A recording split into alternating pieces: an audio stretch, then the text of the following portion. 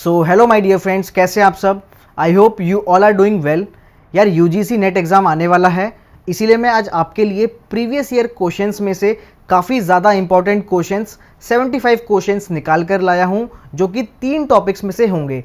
तो तीनों टॉपिक्स के हम 25 क्वेश्चन ईच करने वाले हैं एंड टॉपिक्स होंगे हमारे पास jurisprudence, constitution and environmental law. और इन तीनों टॉपिक्स में से भर भर के क्वेश्चंस आते हैं, तो ज़रा ध्यान से सुनना। तो बस आपका काम इतना है कि आप लेक्चर को सुनते रहिए। जिस क्वेश्चन का आंसर आपको पता है उसको आप गेस कर लीजिए, जिसका नहीं पता है उसका मैं डिस्क्लोज कर ही दूंगा। ठीक है, आप बस इन 75 क्वेश्चंस को सुनेंगे और आपका एक काफ़ी ज़्यादा बड़ा एरिया अच्छे से कवर हो जाएगा। तो चलिए यार फटाफट से शुरू करते हैं। एंड हम सबसे पहले जो टॉपिक लेने वाले हैं वो होगा जूरिस्प्रूडेंस, जिसमें सबसे ज़्यादा दिक्कत होती है। लेकिन अगर मैं बताऊं तो सबसे ज़्यादा इजी टॉपिक जूरिस्प्रूडेंस ही है। अब मैं ऐसा क्यों बोल रहा हूं, आपके 25 क्वेश्चन सुनेंगे उस दौरान मैं आपको ये सारी चीज़ें बता दूंगा। ठीक है, और मैं तो चाहता हूं कि जूरिस्प्रूडेंस अगर आपको पसंद आती है 25 क्वेश्चंस, तो मैं एक अलग से वीडियो आपकी डिमांड पर ही बनाऊंगा। अगर आप कमेंट में बताएंगे मुझे और ज़्यादा कमेंट्स आएंगे तो मैं जूरिस्प्रूडेंस हार्डली आधे घंटे के अंदर अंदर आपको उसके बता दूंगा कि आपको क्या पढ़ना चाहिए किसी भी वन डे एग्जाम में जूरिस्प्रूडेंस में से। और आप उसे पढ़ लेंगे ना तो आपका जूरिस्प्रूडेंस का तो क्वेश्चन कोई भी किसी भी वन डे एग्जाम में गलत नहीं जाएगा। ठीक है, तो चलिए यार फटाफट से हम शुरू करते हैं। और पहला क्वेश्चन है, who is regarded as the father of analytical jurisprudence. इसका आंसर दीजिए केल्सन, सामंड, ऑस्टिन या बेंथम। अब इसी दौरान मैं आपको बता दूं, आप अपना आंसर गैस कीजिए कि जूरिस्प्रूडेंस में कुछ स्कूल्स होते हैं। उन स्कूल्स के कुछ जूरिस्ट होते हैं जो उस स्कूल की फिलॉसफी पे विश्वास रखते हैं। ठीक है, अब उन्होंने किसी टाइम पर कुछ स्टेटमेंट्स दी है हर एक जूरिस्ट ने, तो आपको बस इतना याद रखना होता है फिलहाल। ठीक है, तो who is regarded as the father of analytical school, analytical jurisprudence के फादर किसको कहा जाता है? तो इसका आंसर है जॉन ऑस्टिन। जॉन ऑस्टिन को क्या कहा जाता है? Father of analytical school.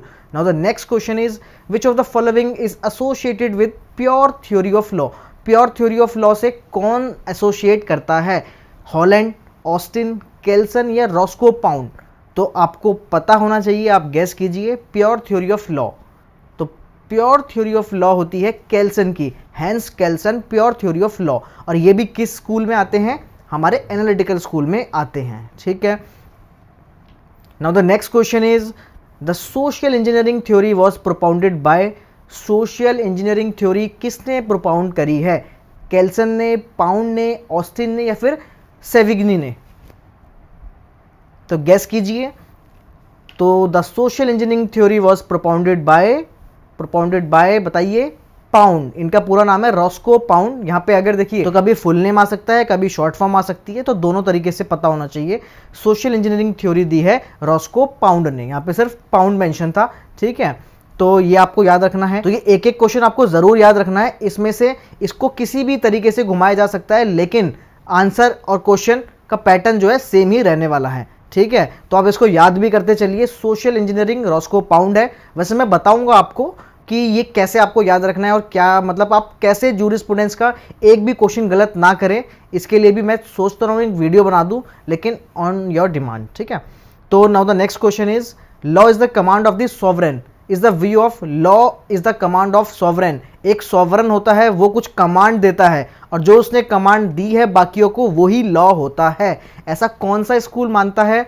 Is the view of natural school, historical, analytical या सोशियोलॉजिकल। तो इसका आंसर क्या होगा? गैस कीजिए। और इसका आंसर है एनालिटिकल स्कूल। और एनालिटिकल स्कूल में कौन कौन आते हैं? जैसे जेरमी बेंथम आते हैं, ऑस्टिन आते हैं, ये दोनों मेन है। ठीक है, और ऑस्टिन सबसे ज़्यादा मेन है। उन्होंने ही कहा था कि law is the command of the sovereign. तो ये किसका व्यू है? एनालिटिकल स्कूल का। ठीक है, now the fifth question is, the historical school of law is based on. कौन हिस्टोरिकल स्कूल? देखिए नाम ही बता रहा है कि हिस्टोरिकल स्कूल मानेगा कि जो लॉ है वो किसी ने ना ही बनाया है ना ही कुछ हुआ है, ये हम हिस्ट्री से लेते हुए आ रहे हैं। तो अगर हम हिस्ट्री की चीज़ों से लॉ बनाते हुए आ रहे हैं तो वो किसके ऊपर बेस होगा? मोरालिटी पे, सोशल कस्टम एंड ट्रेडिशंस पे, लेजिस्लेशन पे या जुडिशरी पे?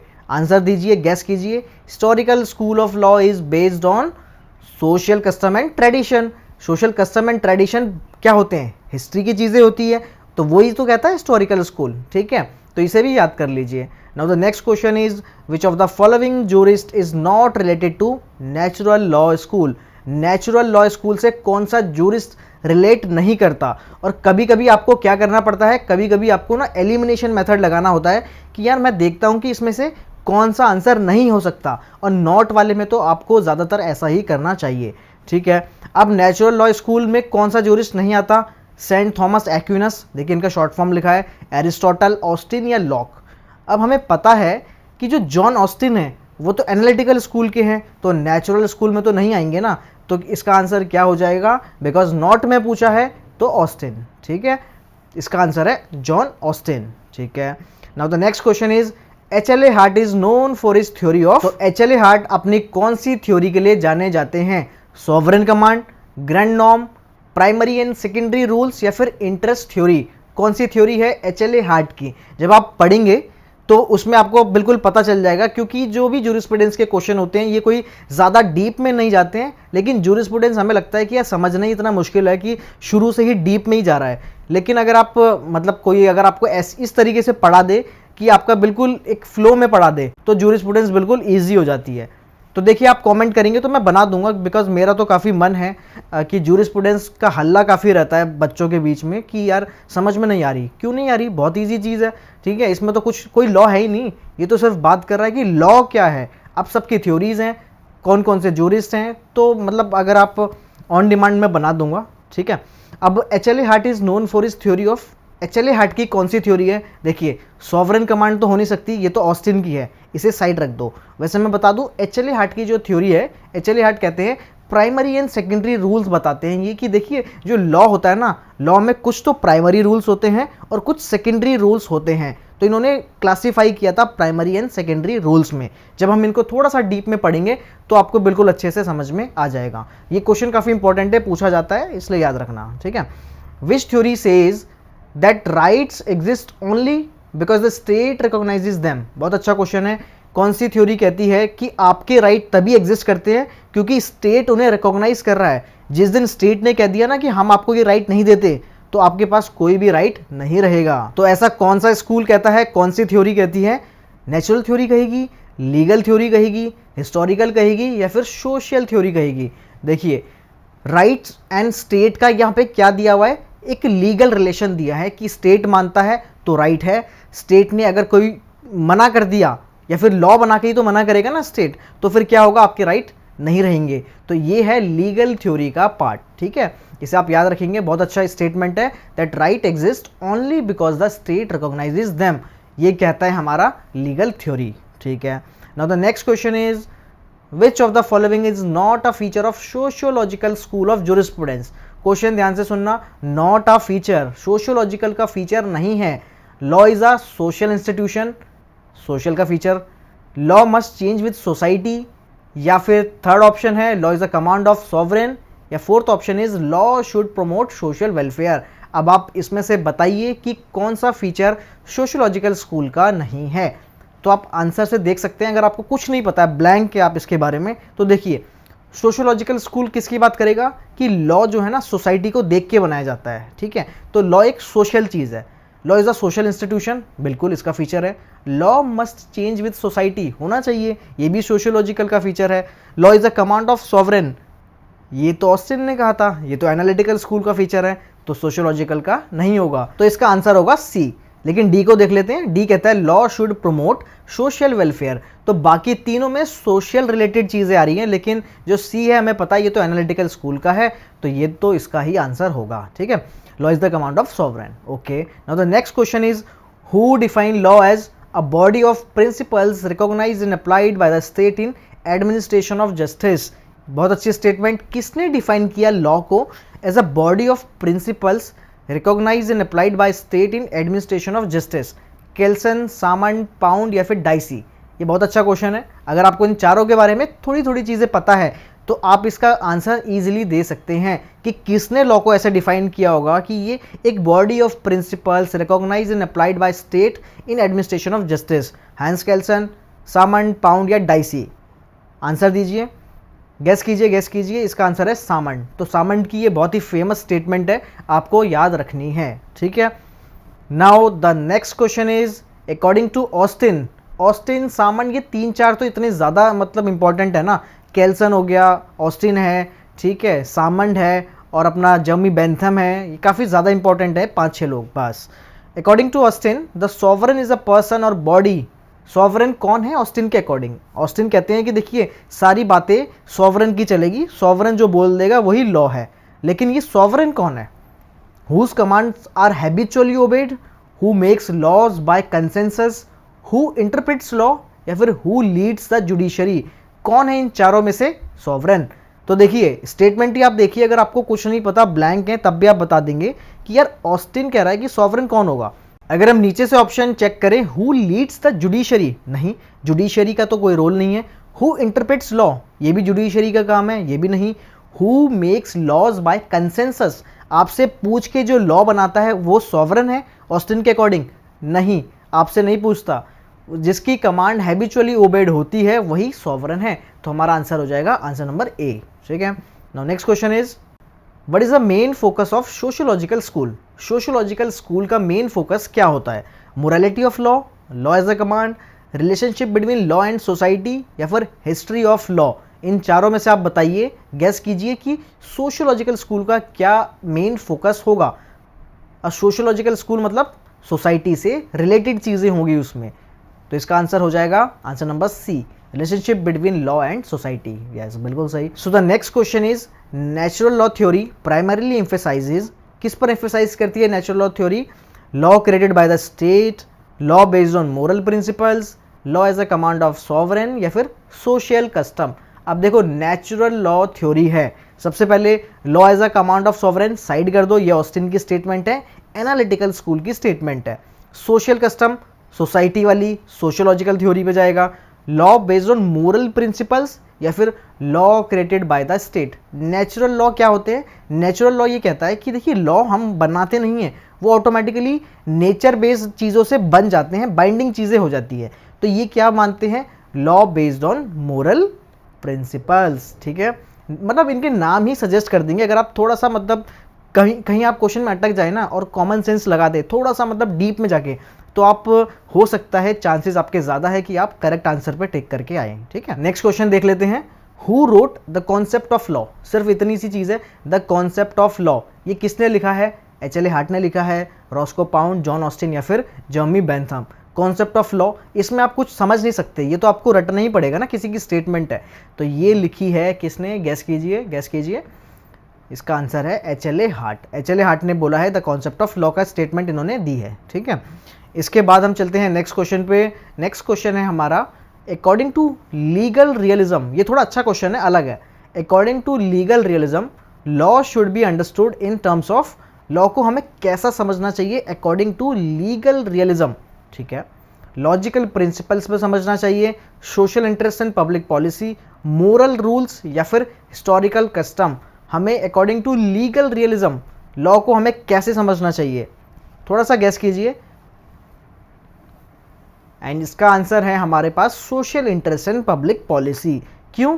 क्योंकि देखिए लीगल रियलिज्म यही कहता है कि लॉ को कैसे अंडरस्टैंड करोगे आप, कि सोसाइटी का क्या इंटरेस्ट है, पब्लिक की क्या पॉलिसी है, वही एक्चुअल में हमारा क्या बनता है? लॉ बनता है, या फिर लॉ उसी से हम बनाते हैं बेसिकली। तो यही होता है according to legal realism, law should be according to social interest and public policy, ठीक है।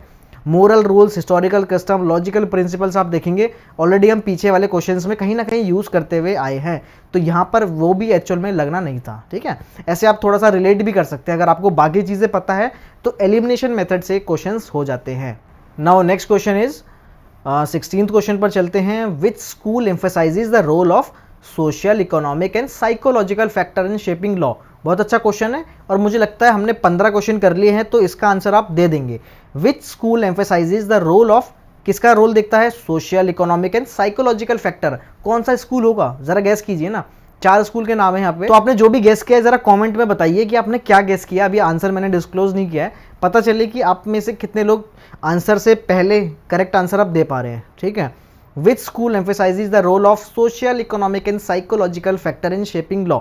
तीनों चीज़ों को ध्यान पे देखो, social, economic and psychological factor. तो जहाँ पे सोशल आ गया तो कौन सा स्कूल हो जाएगा भाई? Sociological school. अब देखूंगा मैं इसमें कि कमेंट में किस किस ने क्या आंसर दिया है, ठीक है। Now the next question is who is known for living law theory, बहुत अच्छा है ये, लिविंग लॉ थ्योरी के लिए कौन जाना जाता है। अब इसमें देखिए एमसीक्यू टाइप क्वेश्चंस में आपको ना जो अवेलेबल ऑप्शंस होते हैं उनमें से सबसे सही आंसर, सबसे रेलिवेंट आंसर ढूंढना होता है, ना कि हमेशा सही आंसर के पीछे भागना होता है। तो कभी कभी आप देखेंगे कि आपको पता है कि लिविंग लॉ थ्योरी तो यार किसी और ने दी थी, लेकिन यहाँ पे ऑप्शन में वो तो है ही नहीं, तो जो ऑप्शन में है उनमें से सबसे रेलिवेंट कौन सा है वो आपका आंसर बनेगा, ठीक है। Who is known for living law theory, कौन होता है लिविंग लॉ थ्योरी के लिए कौन जाना जाता है? ओलिवर वेंडल होम्स, जॉन ऑस्टिन, हांस केल्सन या फिर रॉस्को पाउंड, ठीक है। अब इसमें मैं बता दूं जो लिविंग लॉ थ्योरी है वो इन चारों में से किसी की नहीं है, उनका मैंने अलग से नाम लिखा हुआ है, एलरिच की ये थ्योरी है लिविंग लॉ थ्योरी, लेकिन ऑप्शन में जो है उनमें से हमें बताना है कि इनमें से भी किससे रिलेट करती है ये थ्योरी, ठीक है। तो इसका आंसर आप गैस कीजिए, एंड आंसर है ओलिवर वेंडल होम्स जे.आर. जूनियर, ठीक है। तो ये है इसका आंसर, इसको आप नोट कर लीजिए, स्क्रीनशॉट ले लीजिए। And now the next question is the basic norm और the grand norm is a concept in which theory. Grand norm जिसे हम अपने कॉन्स्टिट्यूशन से भी रिलेट करते हैं, समझ रहे हो ना, कॉन्स्टिट्यूशन क्या होता है, हम बोलते हैं कि our constitution is a grand norm, मतलब जो एक ऐसा लॉ है जिसमें से बाकी सारे लॉ निकलते हैं। बाकी सारे लॉ कहाँ से निकले, कॉन्स्टिट्यूशन को देखते हुए तो निकले हैं ना। तो इसीलिए जो बेसिक नॉर्म और ग्रैंड नॉर्म का कॉन्सेप्ट है कौन सी थ्योरी से आया है, ज़रा आप गैस कीजिए। Legal positivism, natural law, Kelsen pure theory of law या फिर सोशियोलॉजिकल ज्यूरिस्प्रूडेंस। थोड़ा सा दिमाग लगाइए, बताइए, गैस कीजिए, कमेंट में लिखिए अगर आपने गैस कर लिया है। And the answer is Kelsen pure theory of law. Kelsen ही बताता है, केल्सन ने ही ग्रैंड नॉर्म की कॉन्सेप्ट की बात करी थी और वहीं से फिर हमने भी अपने कॉन्स्टिट्यूशन को इससे रिलेट किया, ठीक है। जब आप ज्यूरिस्प्रूडेंस पढ़ लेते हैं ना एक्चुअल में, और मुझे लगता है कि लॉ के मतलब एक तो आपने इनिशियली पढ़ा दिया, ठीक है, स्टार्टिंग में फर्स्ट सेमेस्टर में आप ज्यूरिस्प्रूडेंस पढ़ा देते हैं फर्स्ट एंड सेकंड में, उसके बाद आपको सेम चीज़, सेम ज्यूरिस्प्रूडेंस एक बार फिफ्थ सेमेस्टर या सिक्स सेमेस्टर में, जो लास्ट ईयर होता है, बेसिकली 3 ईयर लॉ की बात कर रहा हूँ, या फिर 5 ईयर में, 10th सेमेस्टर में, 9th सेमेस्टर में पढ़ाना चाहिए। क्यों? क्योंकि इनिशियली आपने, हमें लॉ नहीं पता, लेकिन आपने बता दिया लॉ कैसे आया, किसने क्या थ्योरी दी, कन्फ्यूजन हो गई सारी। अब उस कन्फ्यूजन को समेटने के लिए आपको ज्यूरिस्प्रूडेंस लास्ट में यार पढ़ाना चाहिए। मतलब अगर मुझे ऐसा मौका मिले कभी तो मैं तो यही सजेस्ट करूँगा, और बहुत अच्छे से स्टूडेंट्स को वहीं से समझ में आ जाएगा। फिर चाहे वो जुडिशरी दे, चाहे यूजीसी नेट दे, चाहे कोई भी एग्जाम दे ना, एटलीस्ट मतलब ज्यूरिस्प्रूडेंस में उनको कोई भी प्रॉब्लम नहीं होगी। कोई नहीं, चलो अभी तो हम पढ़ लेते हैं, ठीक है। तो ये किसने दी है, Kelsen pure theory of law से निकला है ग्रैंड नॉर्म का कॉन्सेप्ट, ठीक है। Now the next question is according to Bentham law is a, अब बेंथम के, जर्मी बेंथम के अकॉर्डिंग लॉ क्या है, command backed by threat, moral obligation, divine decree या फिर सोशल कस्टम। अच्छा क्वेश्चन है, थोड़ा सा इसको ना ऑप्शंस घुमा के दिए हुए, आपको दिमाग लगाना पड़ेगा कभी कभी कि यार ये जो जिसका नाम दिया है जूरिस्ट का, ये कौन से स्कूल से रिलेट करता है और उस स्कूल की थ्योरी क्या है। अगर उस स्कूल की थ्योरी भी आपने पकड़ ली तो आप आंसर में करेक्ट करके आएंगे, ठीक है। जर्मी बेंथम ने क्या थ्योरी दी होगी, social custom, divine decree, moral obligation या command back by threat. Guess कीजिए, कमेंट में बताइए ज़रा, ABCD लिख के बता सकते हैं आप, ठीक है, क्वेश्चन नंबर डाल दीजिएगा। And according to Bentham law is a, Bentham कौन से स्कूल के हैं पहले ये बताइए। तो यार बेंथम जो आते हैं एनालिटिकल स्कूल से आते हैं, ठीक है, सबको पता है। उसके बाद उनकी थ्योरी क्या होती है एनालिटिकल स्कूल की, कि law is a command of the sovereign. तो लॉ जो होता है सॉवरेन की कमांड है, तो कमांड किस में आ रहा है, ए में, और यहाँ पे ऑप्शन में क्या लिखा है, कमांड बैक्ड बाय थ्रेट लिखा है, ठीक है। थोड़ा सा ऑप्शन को ट्विस्ट किया हुआ है, तो आपको उस हिसाब से समझना पड़ेगा। कमांड बैक्ड बाय थ्रेट, जिसमें भैया एक सॉवरेन कमांड देता है कि ये आपको मानना ही मानना है, थ्रेट है, धमकी है बेसिकली, तो वो क्या हो जाता है, लॉ हो जाता है बाकियों के लिए। तो यही एनालिटिकल स्कूल कहता है और यही बेंथम कहता है, ठीक है। नाउ नेक्स्ट क्वेश्चन पर चलते हैं। 20th क्वेश्चन है हमारा, which of the following is not true about law according to Salmond. Salmond के अकॉर्डिंग कौन सी स्टेटमेंट सही नहीं है। It is a rule of conduct, it is a command of sovereign, it is recognize by the state या फिर it is enforce by the courts. कौन सी स्टेटमेंट सामंत के अकॉर्डिंग लॉ नहीं है, नॉट ट्रू अबाउट लॉ, ठीक है। तो सामंत वही आप करेंगे जो आपने पिछले क्वेश्चन में किया, कौन से स्कूल के हैं। ऑप्शन पहले आप एलिमिनेशन मेथड से भी देख सकते हैं, और बाकी आप अगर आपको पता है कि कौन से स्कूल के हैं तो आप रिलेट कर सकते हैं। विच of the following is not true, कौन सा सही नहीं है, गैस कीजिए। तो इसका आंसर होगा हमारा, ठीक है, इसका आंसर है B, it is a command of the sovereign, ठीक है। Now the next question is the interest theory of rights was developed by, interest theory of rights किसने डेवलप करी थी, ज़रा ध्यान से बताना। Wesley, Newcomb, Hornfield, Robert Alexy, Roscoe Pound या फिर लॉन फुलर। इस थ्योरी को हम क्या कहते हैं, ऑल्सो नोन एज, मैंने आपके लिए लिखा हुआ है, सोशल इंजीनियरिंग थ्योरी भी कहते हैं। तो social engineering theory was developed by, बताओ बताओ बताओ, गैस करो, रॉस्को पाउंड। इसका हम आंसर ऊपर कर चुके हैं एक क्वेश्चन सिमिलर, लेकिन वहाँ पर कुछ अलग तरीके से क्वेश्चन था, यहाँ पर अलग तरीके से है। तो किसी भी एग्जाम में किसी भी तरीके से आ सकता है, ये सब PYQs हैं। तो PYQs मतलब अलग अलग टाइम पे अलग अलग तरीके से पूछा गया है। तो इंटरेस्ट थ्योरी ऑफ राइट्स, जिसको हम सोशल इंजीनियरिंग थ्योरी भी कहते हैं, रॉस्को पाउंड ने दी है। ठीक है, now the next question is which philosopher is associated with the theory of legal positivism, से कौन से फिलोसोफर जुड़े हुए हैं? Saint Thomas एक्विनस, जर्मी Bentham, Immanuel Kant या फिर रॉल्स। इन चारों में से कौन से जो फिलोसोफर है लीगल पॉजिटिविज्म से जुड़े हुए हैं? तो आंसर गैस कीजिए, इसका आंसर होगा जर्मी बेंथम। ठीक है, अब हम नेक्स्ट क्वेश्चन पर चलते हैं। इसके है 23rd नंबर का question, who criticise Austin's command theory and introduce the concept of primary and secondary rules. किसने ऑस्टिन की थ्योरी को क्या किया, क्रिटिसाइज किया और प्राइमरी एंड सेकेंडरी रूल्स का कॉन्सेप्ट इनिशिएट किया। प्राइमरी एंड सेकेंडरी रूल्स अभी हमने जो पिछला क्वेश्चन किया था, पिछला मीन्स इसी सीरीज में, तो वो किसी का आंसर था। अगर आपको पता है तो आप बता देंगे, जर्मी बेंथम, केल्सन, हार्ट या फिर पाउंड, बताइए। तो इसका आंसर होगा HLA हार्ट। ठीक है, HLA हार्ट का ही कॉन्सेप्ट है प्राइमरी एंड सेकेंडरी रूल्स। इन्होंने लॉ को दो चीज़ों में बांटा था, प्राइमरी रूल्स होते हैं एंड सेकेंडरी रूल्स होते हैं, जो कि मैं बता चुका हूँ, शायद 3rd या 2nd या 3rd क्वेश्चन था ऐसा। ठीक है, now the next question is which term refers to the idea that law and morality are inseparable. कौन सा टर्म बताता है कि लॉ एंड मोरालिटी इनसेपरेबल है इनमें से? Legal positivism, natural law, analytical jurisprudence या फिर रियलिज्म। इन चारों को देखिए, बहुत इंपॉर्टेंट क्वेश्चन है, नोट कर लीजिए यार इस क्वेश्चन को। तो ठीक है, गैस कीजिए इसका आंसर क्या होगा। एंड इसका आंसर है हमारा नेचुरल लॉ। नेचुरल लॉ ही बताता है कि लॉ एंड मोरालिटी का एक इनसेपरेबल क्या है, इनसेपरेबल रिलेशन है। ठीक है, now the next question is, next and last question of jurisprudence is, the realist school believes that.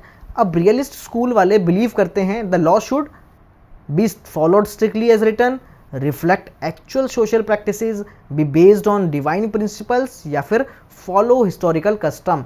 अब इसका आंसर क्या होना चाहिए ज़रा बताइए। रियलिस्ट स्कूल वाले किस चीज़ पर बिलीव करते हैं कि लॉ कैसा हो, स्ट्रिक्टली फॉलो हो जैसा लिखा गया है, रिफ्लेक्ट करे एक्चुअल सोशल प्रैक्टिस को, या फिर be based on divine principle पे बेस्ड हो, या फिर हिस्टोरिकल कस्टम को फॉलो करे। देखिए, strictly written as follows and historical custom, आपको क्या लगता है? पहले तो आप गैस कर लीजिए, ABCD लिख के एंड क्वेश्चन नंबर लिख के आप बताना, क्योंकि काफ़ी अच्छा क्वेश्चन है और बाकी सारी पिछली चीज़ें आपने जो पढ़ी है वो ये क्वेश्चन दिखाता है कि आपने एक्चुअल में समझा कि नहीं समझा। ठीक है, क्योंकि अगर आप एलिमिनेशन मेथड लगा पा रहे हैं या फिर आप अपने स्कूल का आइडिया लगा पा रहे हैं तो आप बता सकते हैं। इसका आंसर होगा हमारा रिफ्लेक्ट एक्चुअल सोशल प्रैक्टिसेस। देखिए, एलिमिनेशन मेथड भी लगाएंगे ना, तो हिस्टोरिकल कस्टम तो गया हिस्ट्री वालों के लिए, and strictly written as follows मतलब ऑस्टिन वाला school, analytical school. A and D तो पहले ही गया, C बचा। डिवाइन प्रिंसिपल की बात कौन करता है? नेचुरल लॉ वाले करते हैं। एंड रियलिस्ट वाले क्या करेंगे? एक्चुअल। रियलिस्ट एंड एक्चुअल, देखिए वर्ड भी रिलेट कर रहा है, तो इसका आंसर होगा B। ठीक है, तो अगर आप चाहते हैं कि ज्यूरिस्प्रूडेंस कैसे पढ़ें, कितना पढ़ें और कैसे, मतलब ऐसे हम याद कर लें कि किसी भी एग्जाम में दोबारा से पढ़ने की ज़रूरत ना पड़े, तो आप मुझे कमेंट में बताना, मैं उसके लिए एक वीडियो बना दूंगा। अभी हम चलते हैं अपने सेकंड टॉपिक, जो कि होगा कॉन्स्टिट्यूशन के क्वेश्चंस पे। ठीक है ना, तो कॉन्स्टिट्यूशन लॉ के काफ़ी इंपॉर्टेंट क्वेश्चंस है 25। अगर आपको ये क्वेश्चंस नहीं आते हैं तो इसका मतलब यार आप काफ़ी ज़्यादा भी पीछे हैं, लेकिन अगर आपने एक बार इसे सुन लिया, पढ़ लिया और ये क्वेश्चंस आ गए, मतलब ये तीनों ही मैं इंपॉर्टेंट टॉपिक्स लाया हूँ, आपने ये पढ़ लिया एक बार, तो आपके काफ़ी हद तक काफ़ी सारे क्वेश्चंस सही हो जाएंगे। आप बता सकते हैं इस वीडियो में कैसा रिस्पॉन्स आएगा, तो मैं एक और वीडियो बना दूंगा नेक्स्ट 3 इंपॉर्टेंट टॉपिक्स के लिए। ठीक है, सो कॉन्स्टिट्यूशन लॉ का फर्स्ट क्वेश्चन करते हैं। The doctrine of basic structure was established in, कौन से केस में डॉक्ट्रिन ऑफ बेसिक स्ट्रक्चर को एस्टैब्लिश किया गया था by our Supreme Court of India? फटाफट से ऑप्शन देखिए एंड इसको गैस कीजिए। Golaknath versus state of Punjab, Minerva Mills versus union of India, Kesavananda Bharati versus state of Kerala, या फिर Shankari Prasad versus union of India. इसका आंसर क्या होगा? बेसिक स्ट्रक्चर आपने कई बार सुना होगा। बेसिक स्ट्रक्चर 1973 में कॉन्सेप्ट आया था, और कौन से केस से आया था? गैस कर लिया, कमेंट में बता दिया। ठीक है, now the answer is Kesavananda Bharati versus state of Kerala. काफ़ी लैंडमार्क, मतलब आज तक की हमारी इंडियन हिस्ट्री का सबसे बड़ा और सबसे इंपॉर्टेंट अगर कोई केस पूछा जाए तो हमेशा, अगर ये भी एक क्वेश्चन आ जाए ना, तो बिना सोचे समझे ऑप्शन पे अगर केशवानंदा भारती लिखा है तो आप टिक कर देना, क्योंकि इससे बड़ा कोई भी केस आज तक का नहीं है। अब आप कहेंगे ऐसा कैसे, हर केस अपने आप में बड़ा होता है? नहीं, ये सिर्फ अपने लिए नहीं, इसने बाकी सारी चीज़ों को और इंक्लूडिंग कॉन्स्टिट्यूशन को इतनी अच्छी प्रोटेक्शन दी है ना, ये बेसिक स्ट्रक्चर बना के, कि चाहे सरकार हो चाहे हमारा एडमिनिस्ट्रेशन हो, किसी भी तरीके से कोई भी अभी तक सुप्रीम कोर्ट की इंडिपेंडेंस पे बिल्कुल सेंध नहीं मार पाया। ठीक है, तो केशवानंदा भारती कभी अगर आप बोलेंगे तो मैं इसके लिए एक अलग से पूरा एक सेपरेट वीडियो बना सकता हूं, लेकिन आप इसका आंसर देख लीजिए, बेसिक स्ट्रक्चर कहां से आया है, केशवानंदा भारती केस से आया है। ठीक है, now the next question is which article guarantees equality before law. Equality before law कौन सा हमारा आर्टिकल गारंटी करता है, 14, 15, 16 या 21? इक्वालिटी बिफोर लॉ गैस कर लिया, आंसर इज आर्टिकल 14। ठीक है, now the next is who appoints the chief justice of India. चीफ जस्टिस ऑफ इंडिया को कौन अपॉइंट करते हैं, आंसर बताइए, prime minister, president, vice president या फिर speaker of Lok Sabha. So the obvious answer is the president of India. ठीक है, आंसर नंबर बी। ठीक है, now the next question is under article 368 which body has the power to amend the constitution. हमारा constitution के article 368 में किसको power दी गई है कि आपको कॉन्स्टिट्यूशन अमेंड करना है तो आप कर सकते हैं? किसको दी गई है, प्रेसिडेंट को, पार्लियामेंट को, सुप्रीम कोर्ट को या फिर काउंसिल ऑफ मिनिस्टर्स को? गैस कीजिए क्या होगा इन चारों में से, and the answer is obviously the parliament of India has the power to amend the constitution. ठीक है, now the next question is which article deals with the prohibition of discrimination on the basis of religion, race, caste, sex, place of birth. इनके basis पे कौन से article में prohibition of discrimination बोला गया है कि इनके बेसिस पर तो भैया होना नहीं चाहिए डिस्क्रिमिनेशन?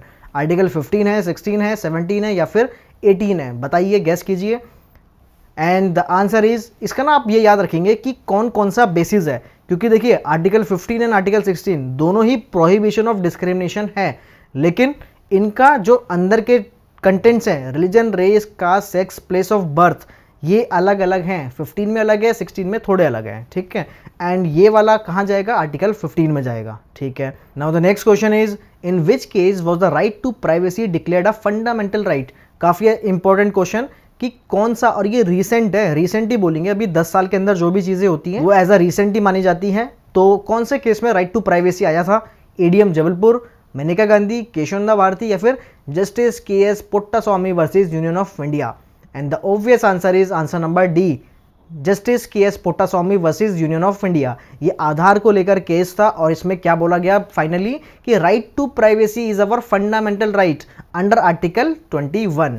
ठीक है, now the next question is question number 7 पर चलते हैं। Which schedule of the constitution deals with anti defection. Anti defection law से कौन सा शेड्यूल, कितने शेड्यूल है हमारे पास, 12 शेड्यूल है, कौन सा शेड्यूल डील करता है इससे, एंटी डिफेक्शन से, 8, 9, 10 या फिर 12? इसका आंसर होगा answer number C, that is 10th schedule. Now the next question is which part of the constitution contains directive principles of state policies. जो डीपीएसपीज हैं वो कौन से पार्ट ऑफ द कॉन्स्टिट्यूशन में आती है? देखिए फंडामेंटल राइट्स कहाँ आते हैं, पार्ट नंबर 3 में, उसके बाद क्या आता है पार्ट नंबर 4 में, डीपीएसपीज ही आते हैं। तो पार्ट 2, पार्ट 3, पार्ट 4 या 4A? तो इसका obvious answer is answer number C, that is part 4। तो अगर आपको ये क्वेश्चंस इजी लग रहे हैं ना तो आप इनको इजी मत समझना, ये इजी उन्हीं के लिए है जिनको ये आते हैं, और आगे आगे थोड़े से हार्ड क्वेश्चंस भी हैं, लेकिन ये क्वेश्चन इतने इंपॉर्टेंट है कि इनमें से कोई ना कोई, और ये सभी कभी ना कभी आ चुके हैं, तो आप इनको बिल्कुल इग्नोर तो बिल्कुल नहीं कर सकते हो। ठीक है, now the next question is which article allows president to proclaim emergency due to external aggression. याद रखना, देखिए एक्सटर्नल एग्रेशन से कौन से आर्टिकल में प्रेसिडेंट क्या कर सकते हैं, इमरजेंसी लगा सकते हैं। आपने ये रिसेंट में देखा होगा, इंडिया पाकिस्तान के जब वॉर जैसे हालात हो गए थे, इन केस अगर इमरजेंसी लगती तो कौन सी वाली लगती और कौन से आर्टिकल में लगती, ये आप यहाँ से भी गैस कर सकते हैं। आर्टिकल 352, 356, 360 या फिर 365, इन चारों में से कौन सी इमरजेंसी लगती है ड्यू टू एक्सटर्नल एग्रेशन?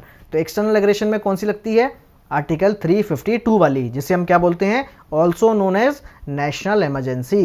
ठीक है, now the next question is which article granted special status to Jammu and Kashmir before its abrogation. ये आ सकता है क्वेश्चन, आया हुआ है कि देखिए जम्मू कश्मीर को कौन से आर्टिकल के तहत क्या मिली हुई थी, एक स्पेशल स्टेटस मिला हुआ था। अब तो वो एबॉलिश हो चुका है, लेकिन कौन सा आर्टिकल था वो, ये सबको पता होना चाहिए, इसमें तो मूवी बन गई, सीरीज बन गई, बहुत सारी चीज़ें बन गई हैं।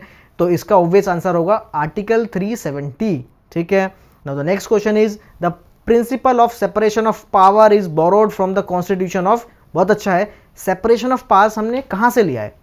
उससे पहले ये समझिए कि सेपरेशन ऑफ पावर होता क्या है। ठीक है, इसके ऑप्शंस आप देख लीजिए, गेस कीजिए, कमेंट में बताइए क्वेश्चन नंबर डाल के ABCD में से कौन सा होगा। तो सेपरेशन ऑफ पावर का मतलब क्या है कि सबकी पावर सेपरेट होगी, जैसे कि जुडिशरी, एग्जीक्यूटिव एंड लेजिस्लेचर, ये तीनों अलग अलग एक विंग्स होती है, ठीक है, डेमोक्रेसी की। अब इन तीनों की पावर्स बहुत एक्सट्रीम तक है, लेकिन सबकी अलग अलग है। कोई किसी में मतलब ऐसे हस्तक्षेप नहीं करेगा, और कब करेगा वो भी कॉन्स्टिट्यूशन बताता है। तो सेपरेशन ऑफ पावर का मतलब है कि अलग अलग पावर्स है। ये हमने कहाँ से लिया है बेसिकली? तो ये हमने कॉन्सेप्ट लिया है USA से। ठीक है, and the next question is who has the power to dissolve Lok Sabha. Lok Sabha को डिसॉल्व करना है तो ये पावर किसके पास होती है? प्रेसिडेंट, प्राइम मिनिस्टर, स्पीकर या फिर चीफ जस्टिस ऑफ इंडिया। देखिए CJI का कोई रोल नहीं होगा, स्पीकर, प्राइम मिनिस्टर, प्रेसिडेंट। तो प्राइम मिनिस्टर का कोई रोल नहीं होगा क्योंकि वो खुद ही वहाँ के मेंबर होते हैं, तो एज अ मेंबर वो बैठते हैं। कोई प्राइम मिनिस्टर को कोई स्पेशल वहाँ कोई पावर नहीं है। ठीक है, वो पावर किसकी होती है? चेयरमैन की होती है, स्पीकर की होती है। चेयरमैन बोलेंगे राज्यसभा में, स्पीकर बोलेंगे लोकसभा में। ठीक है, पर डिसॉल्व की पावर किसके पास है? प्रेसिडेंट या फिर स्पीकर? इन दोनों में से बताया जाए तो प्रेसिडेंट के पास है। ठीक है, प्रेसिडेंट ऑफ इंडिया के पास पावर है डिसॉल्व द लोकसभा की। Okay, now the next question is the fundamental rights are enshrined in which part of the constitution. तो ये आप ऑप्शन देख के बताइए, इसके बारे में मैं कुछ एक्सप्लेन नहीं करूंगा, बहुत बेसिक क्वेश्चन है और शायद मैं पहले बता चुका हूँ। पार्ट 3, 4, 5 या 6 फंडामेंटल राइट्स कहाँ एनश्राइन है? फंडामेंटल एनश्राइन है पार्ट नंबर 3 में। तो option A is the correct answer. ठीक है, now the next question is 14th question पर चलते हैं। Which article prohibits untouchability. Untouchability को प्रोहिबिट करना कौन सा आर्टिकल में मेंशन है? 15, 17, 19 या 21? अब आप बताइए कौन सा है, गैस कीजिए। इसको भी आप कमेंट में बताइए, क्वेश्चन नंबर डाल के एंड ऑप्शंस डाल के। So the correct answer is article number 17, जो कि बात करता है प्रोहिबिशन ऑफ अनटचेबिलिटी की। ठीक है, now the next question is the Rajya Sabha is a permanent house because. तो इसका आंसर बताइए, बहुत अच्छा क्वेश्चन है। कई बार पॉलिटी का रिलेटेड ये कई सारे एग्जाम्स में पूछा जाता है कि राज्यसभा को हम परमानेंट हाउस क्यों बोलते हैं? क्यों? ऑप्शन देखिए, it is not elected, its members have life tenure, it is never dissolved and 1/3 of members retires every 2 years, या फिर it represents states। कौन सा इसका ऑप्शन होगा? ABCD। गैस कीजिए कि राज्यसभा परमानेंट हाउस क्यों है? क्यों? क्योंकि ऑप्शन नंबर C है। क्या बोलता है? It is never dissolve. एक तो ये कभी भी डिजॉल्व नहीं होता। डिजॉल्व मतलब जैसे हम बोलते हैं ना, लोकसभा डिजॉल्व हो गई, कब होती है? या तो देखिए जो सरकार है वो अपना मेजॉरिटी स्टेक खो दे, ठीक है ना, अपना मतलब बहुमत खो दे, नो कॉन्फिडेंस मोशन पास हो जाए, या फिर जो लास्ट डे है सरकार का, अब इलेक्शन होने हैं, नई सरकार बननी है, तो तब भी क्या होता है, जो लोकसभा होती है वो भंग हो जाती है। लेकिन राज्यसभा के साथ ये सारी चीज़ें नहीं है। राज्यसभा कभी भी डिसॉल्व नहीं होती है और इसके 1/3 मेंबर्स हमेशा रिटायर होते रहते हैं हर 2 साल में। ठीक है, इससे क्या होता है कि पुराने वाले गए, नए आ गए, पुराने गए, नए आ गए, ये चलती रहती है कॉन्टिन्यूस प्रोसेस में। क्योंकि अगर लोकसभा नहीं भी है मीनवाइल, तो राज्यसभा में अगर कोई अर्जेंट मैटर आता है तो वो हमारे देश की चीज़ें रुकनी नहीं चाहिए। ठीक है, तो it is never dissolved and 1/3 of members retires every 2 years। Okay, now the next question में हम चलते हैं। ये है द टर्म ऑफ लोकसभा। ये सबको पता होना चाहिए कि लोकसभा का टर्म कितना होता है, 4 साल, 5 साल, 6 साल या फिर 3 साल। और इसमें एक इंटरेस्टिंग फैक्ट भी है, इसका आंसर आप गैस कीजिए। आई होप आपने गैस कर लिया होगा। द आंसर इज बी, 5 साल का। लेकिन एक टाइम पर ऐसा कर दिया गया था कि लोकसभा का परमानेंट टेन्योर 6 years का कर दिया गया था। कब किया था जरा कमेंट में बताइए, अगर आपको पता है वो ईयर डाल के बताइएगा। ठीक है ना, ईयर में बताइए कि कौन से ईयर में ऐसा किया गया था। ठीक है, नाउ द नेक्स्ट क्वेश्चन पे हम चलते हैं। The president of India can grant pardons under. अब प्रेसिडेंट ऑफ इंडिया की पार्डनिंग पावर्स कौन से आर्टिकल में दी है? क्योंकि देखा नहीं आपने कि किसी को भी अगर सुप्रीम कोर्ट से मान लीजिए फांसी की सज़ा हो गई, ठीक है, कैपिटल पनिशमेंट हो गई, सुप्रीम कोर्ट ने सब कुछ वहाँ से फाइनल हो चुका है, कोई ऑप्शन नहीं है, फिर भी एक ऑप्शन बचता है, किसके पास?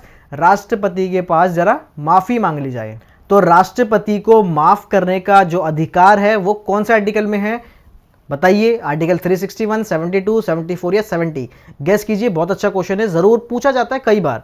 तो इसका आंसर होगा article number 72, answer number B. ठीक है, now the next question is the concept of judicial review. बहुत इंपॉर्टेंट है भाई, वॉज बोरोड फ्रॉम, कहाँ से बोरो किया। और इसका एक और क्वेश्चन बनता है कि ये कौन से केस से आया, वो भी मैं बता दूंगा आपको। आप पहले गेस कीजिए कि ये हमने कहाँ से बोरो किया है, यूएसए, यूके, फ्रांस या फिर कनाडा, कहाँ से बोरो किया भाई बताइए। सो इसका आंसर है यूएसए। हमने यूएसए से बोरो किया है जुडिशियल रिव्यू। तो ये जुडिशियल रिव्यू होता क्या है, पहले ये समझिए कि इसका मतलब है कि सुप्रीम कोर्ट ऑफ इंडिया की ये पावर है कि वो किसी भी कानून को, किसी भी नोटिफिकेशन को, किसी भी ऑर्डर को, किसी भी चीज़ को पूरे देश में वो रिव्यू कर सकता है। यहां तक कि अपने पुराने ऑर्डर्स को भी देख सकता है, जजमेंट्स को देख सकता है कि भैया ये आज के परिप्रेक्ष्य में या फिर आपने जो बनाया है ये बाकी कानूनों से या फिर हमारे कॉन्स्टिट्यूशन से कॉन्फ्लिक्ट में तो नहीं है। अगर ऐसा है तो वो उसे बिल्कुल रिजेक्ट कर देगा, नल एंड वॉइड कर देगा। जैसे बहुत सारी चीज़ें सुप्रीम कोर्ट ने करी है, कई सारे कानून सुप्रीम कोर्ट ने नल एंड वॉइड किए हैं, तो ये सारी पावर होती है जुडिशियल रिव्यू की। ठीक है, ये हमने कॉन्सेप्ट लिया था यूएसए से और ये कॉन्सेप्ट आया था वहां पे मार्बरी वर्सेस मेडिसन के केस से। तो आप इसको नोट कर सकते हैं, मार्बरी वर्सेस मेडिसन केस से जुडिशियल रिव्यू का कॉन्सेप्ट आया था। ठीक है, now the next question is 19th question पर चलते हैं। Which article contains the provision for fundamental duties. आप देखिए इसका आंसर डिस्क्लोज हो गया है, कोई बात नहीं, आपको पता होगा। Which article contains the provision for fundamental duties. ये ड्यूटीज पहले थी नहीं, हमने रशिया से ली, यूएसएसआर से ली है और ये हमने फिर एक अलग से आर्टिकल बनाया, आर्टिकल 51A, उसमें हमने ये मेंशन करी। और कब मेंशन करी थी आप बताइए ज़रा, अगर आपको साल पता है। वैसे मैं आपको हिंट दूं तो मिनी कॉन्स्टिट्यूशन जिस अमेंडमेंट को कहते हैं उसी से हमने फंडामेंटल ड्यूटीज़ को क्या किया था, अपने कॉन्स्टिट्यूशन में एडॉप्ट किया था। ये 1976 की बात है और 51A इसका आर्टिकल नंबर है। ठीक है, now the 20th question is the anti defection law was added to the constitution through. अब एंटी डिफेक्शन लॉ हमने कौन से अमेंडमेंट से अपने कॉन्स्टिट्यूशन में डाला, 42nd, 52nd, 44th या 61। इसका आंसर आपको पता होना चाहिए। वैसे इंपॉर्टेंट सारी अमेंडमेंट्स भी आपको पता होनी चाहिए। आप कमेंट में बताना, मैं एक वीडियो बना दूंगा, शॉर्ट वीडियो, जितनी भी कॉन्स्टिट्यूशन अमेंडमेंट्स है ये सभी एक में डाल दूंगा। ठीक है, and the answer is 52nd amendment. ठीक है, now the next question is which article of constitution deals with freedom of religion.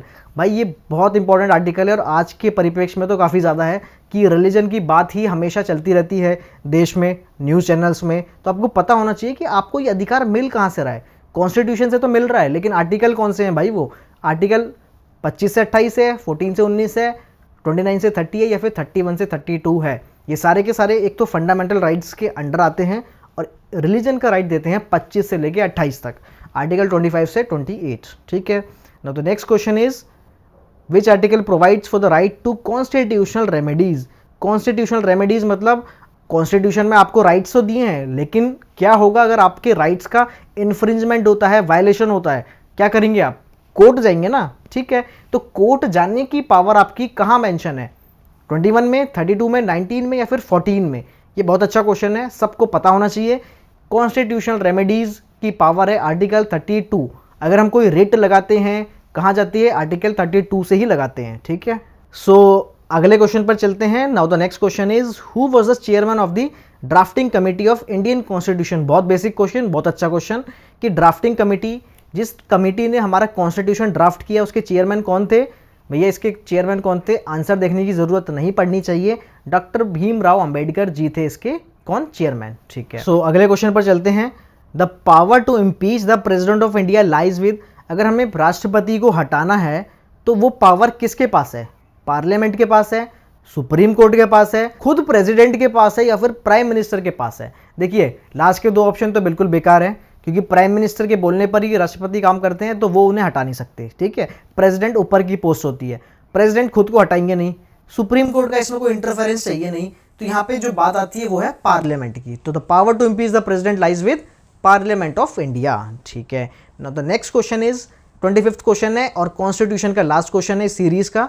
आप फिर इसके बाद एनवायरमेंट वाला बचेगा, वो भी हम कर लेंगे। ठीक है, फटाफट से।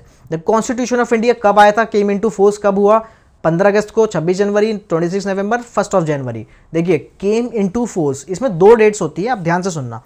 केम इनटू फोर्स है और एक एडॉप्शन की डेट है। हमने एडॉप्ट कर लिया था उसे कब, जब हम मनाते हैं कॉन्स्टिट्यूशन डे।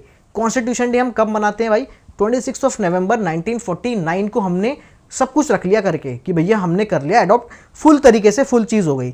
लेकिन क्योंकि हम 1930 में डिक्लेयर कर चुके थे अपना गणतंत्र दिवस, ठीक है, रिपब्लिक डे, इसीलिए हमने उसको उस दिन से लागू नहीं किया। हमने कहा यार 2 महीने बचे हैं, चलो रुक जाते हैं, ठीक है, क्योंकि हमेशा के लिए यादगार हो जाती है ना चीज़ें। आज भी हम कब मनाते हैं, 26 जनवरी को मनाते हैं। क्यों? क्योंकि उस टाइम पे 26 जनवरी को क्या किया हमने, इसे केम इनटू फोर्स कर दिया, ठीक है। तो इसका आंसर होगा बी। तो I hope this is clear and ये इसके सारे क्वेश्चंस थे कॉन्स्टिट्यूशन के। अगर आपको इसका पार्ट बी चाहिए या फिर किसी और सब्जेक्ट के इंपॉर्टेंट क्वेश्चंस चाहिए, क्योंकि एग्जाम आने वाला है, तो आप जल्दी से कमेंट में बता दीजिए और आपकी डिमांड पर मैं वो सीरीज़ या फिर वो वीडियो ले आऊँगा, ठीक है। तो आज का हमारा जो तीसरा टॉपिक है उसको भी फटाफट से देख लेते हैं। इन्वायरमेंटल लॉ के 25 इंपॉर्टेंट क्वेश्चंस हैं। सबसे पहले the environment protection act was enacted in the year. सबसे पहले तो बेसिक क्वेश्चन यही आता है, कई बार पूछा जाता है कि भैया कौन से साल में इसको इनेक्ट किया गया था, 72, 86, 92 या 2000, and the correct answer is 1986, ठीक है। Now the next question is, इसमें फटाफट से चलते हैं, which constitutional article provides for the protection and improvement of the environment and safeguarding of forest and wildlife. कौन सा हमारा आर्टिकल कॉन्स्टिट्यूशन का इस बारे में कहता है कि protection and improvement of environment होना चाहिए and safeguarding of forest and wildlife होना चाहिए। 21 है, 48A है, 14 है या फिर 51AG है। कौन सा कॉन्स्टिट्यूशन का आर्टिकल है? देखिए 21 और 14 तो हो नहीं सकते, ये आप बिल्कुल एलिमिनेट कर सकते हैं, क्योंकि right to life and personal liberty 21 कहता है और 14 कहता है राइट टू इक्वालिटी की बात करता है, ठीक है। अब बात है 48A और 51AG। 48A हमारा DPSP है और 51A की जो भी सीरीज़ है वो सारी क्या होगी, फंडामेंटल ड्यूटीज़ होंगी। तो इसके बारे में बात कहाँ करी जाती है, आप ज़रा गैस कीजिए। इसका आंसर होगा 48A, ठीक है। सो करेक्ट आंसर पता चल गया, आंसर नंबर बी है, ठीक है।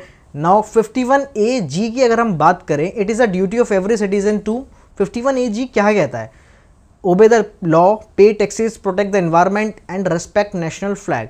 51AG क्या कहता है, आपको दोनों याद रखने हैं, 48A DPSP में और 51AG किस में, फंडामेंटल ड्यूटीज़ में। तो ये बात करेगा किसकी, प्रोटेक्ट द एनवायरमेंट की, ठीक है।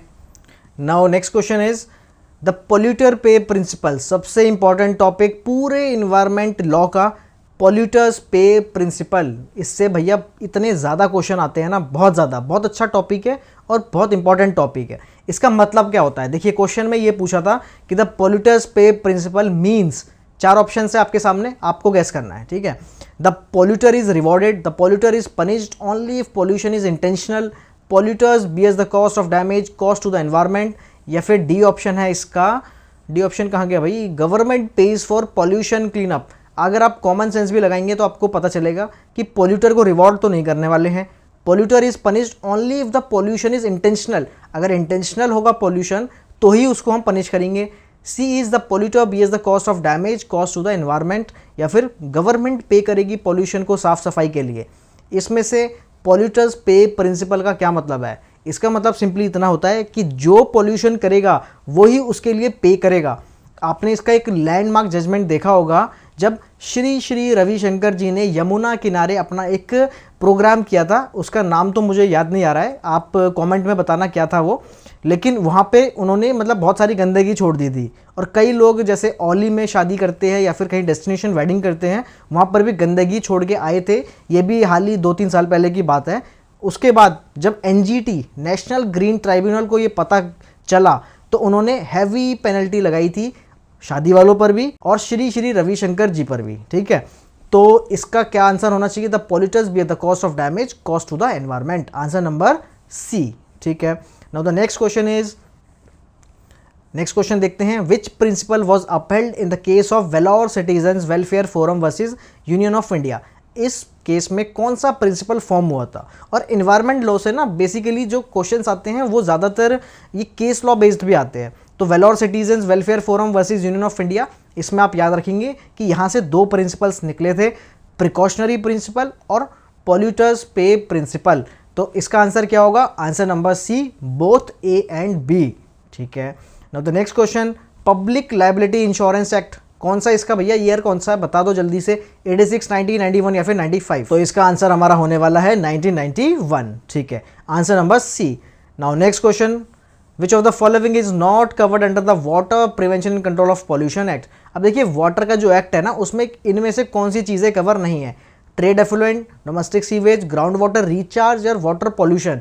वाटर वाले में क्या, इनमें से कौन सी चीज़ कवर नहीं है? तो इसमें आप थोड़ा सा लॉजिकली भी सोच सकते हैं कि ग्राउंड वाटर रिचार्ज वाला वाटर एक्ट में नहीं होगा, क्योंकि इस एक्ट का नाम और पर्पस मेंशन है, prevention and control of pollution. तो ये ग्राउंड वाटर को रिचार्ज का नहीं है, ये जो वाटर में गंदगी हो रही है उसको सही करने का है, ठीक है। तो ग्राउंड वाटर रिचार्ज इसमें नहीं आएगा। The central pollution control board CPCB was constituted under which act? कौन से एक्ट में बनाया गया CPCB? एनवायरमेंट प्रोटेक्शन एक्ट में, वाटर एक्ट, एयर एक्ट या फिर फॉरेस्ट कंजर्वेशन एक्ट में? फॉरेस्ट वाले का तो कोई सेंस नहीं है। एयर एक्ट, वाटर एक्ट या फिर एनवायरमेंट प्रोटेक्शन एक्ट, इन तीनों में से बताइए कौन सा होगा। कमेंट में बताइए ज़रा सा, क्वेश्चन का नंबर लिख के और इसका ऑप्शन लिख के। और इसमें काफ़ी सारे लोग क्या लगा देते हैं, एनवायरमेंट प्रोटेक्शन एक्ट, नहीं, जबकि ये बनाया गया था वाटर एक्ट में। सेंट्रल पॉल्यूशन कंट्रोल बोर्ड कहाँ बनाया? वाटर एक्ट 1974 में।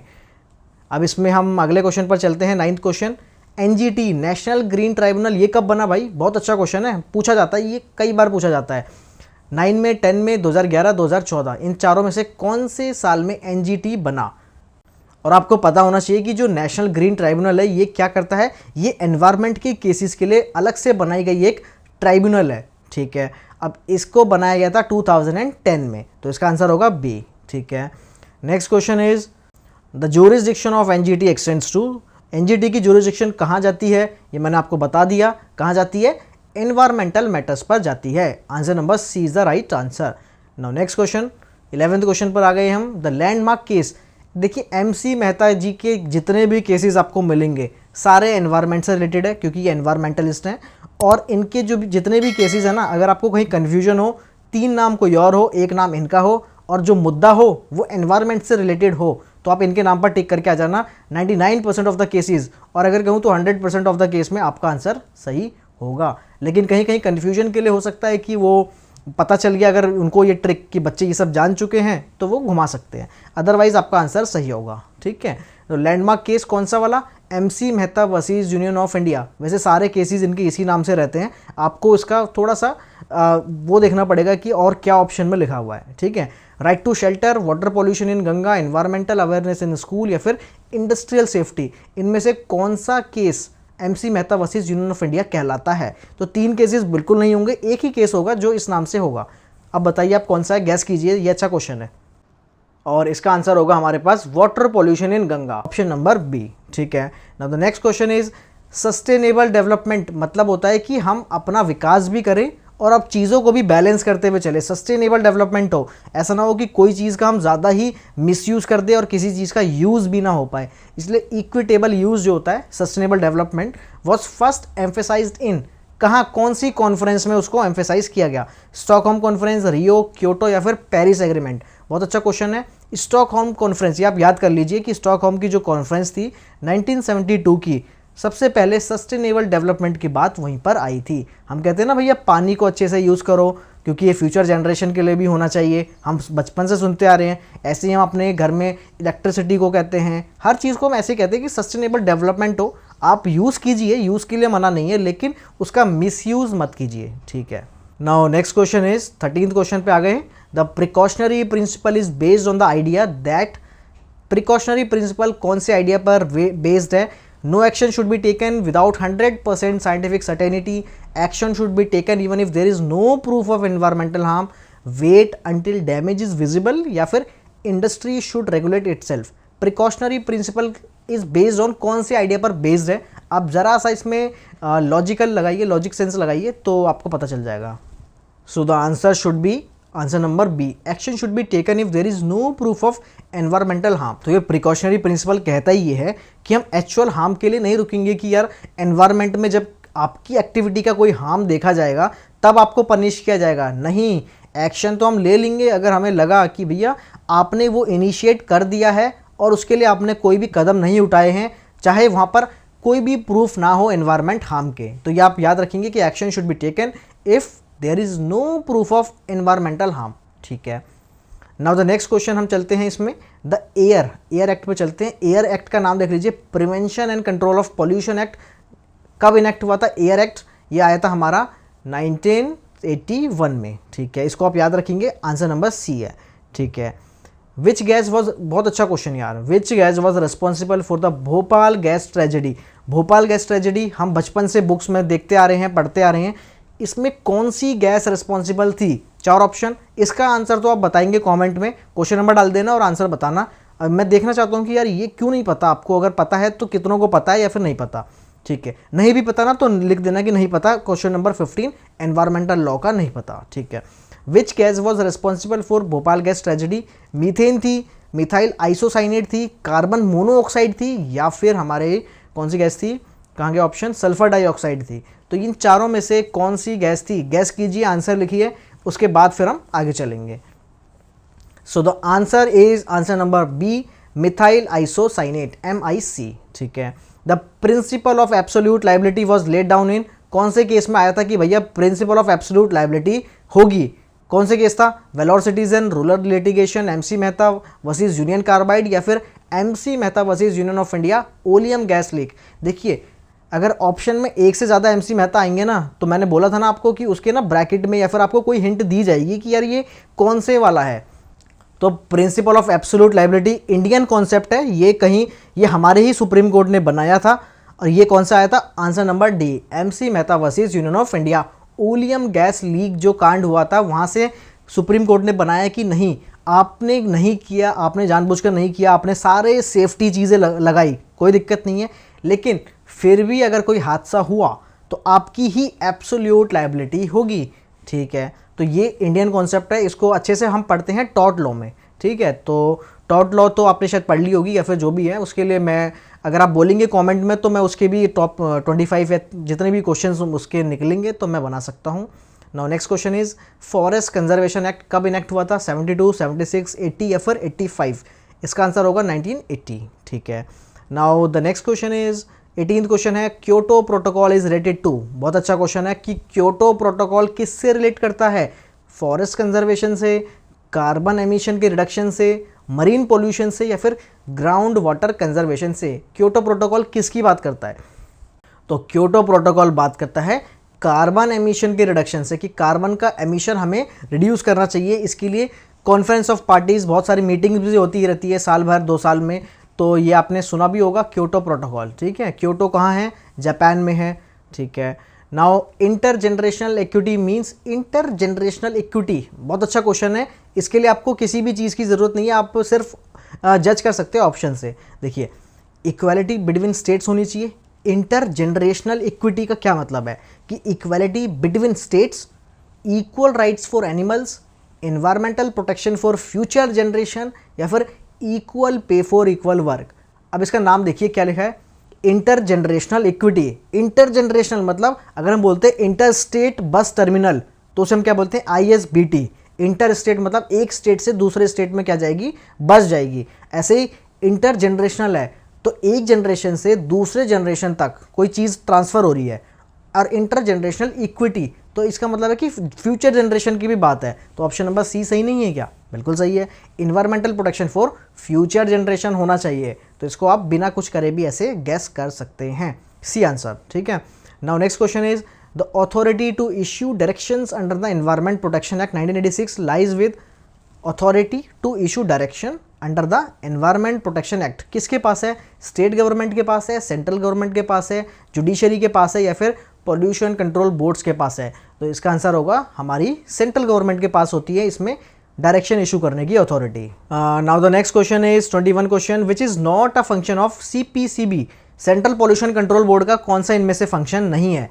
सेंट्रल गवर्नमेंट को एडवाइस करना, कोऑर्डिनेट करना, SPCBs मतलब स्टेट पॉल्यूशन कंट्रोल बोर्ड्स के साथ कोऑर्डिनेट करना, वो तो होगा ही फंक्शन, इंप्लीमेंट करना फॉरेस्ट लॉ, या फिर set standard for air and water. तो यार ये सी ऑप्शन अजीब सा लग रहा है मुझे भी, आप बताइए, गैस कीजिए कौन सा आंसर इसमें, कौन सा ऑप्शन होगा।